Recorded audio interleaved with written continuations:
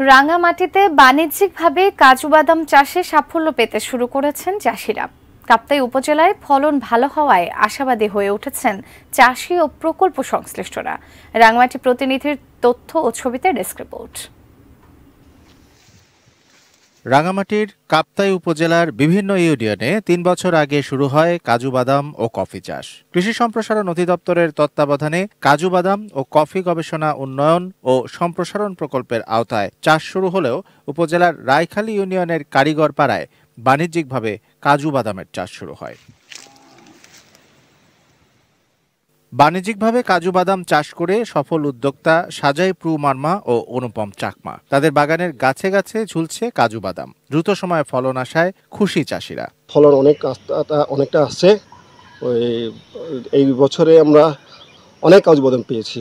কাপ্তাই কৃষি অফিসের সহায়তায় 10 জন মিলে আমরা কাজু বাদাম চাষ করেছি, প্রায় 50 একর। 70% গাছে ফলন আসছে। আগামী বছরে আমরা মনে হয় সবগুলো পাবো। কাপ্তাই উপজেলার প্রায় 30 হেক্টর জমিতে কফি ও কাজু বাদামের চাষ হয়েছে। উচ্চ মূল্য ও পুষ্টিগুণ বেশি হওয়ায় পাহাড়ি মাটিতে কাজু বাদাম চাষে সাফল্যের ব্যাপারে আশাবাদী প্রকল্প সংশ্লিষ্টরা।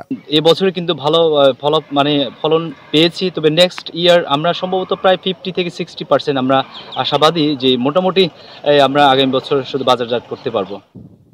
Shamsul Arefin, desk report, ATN news.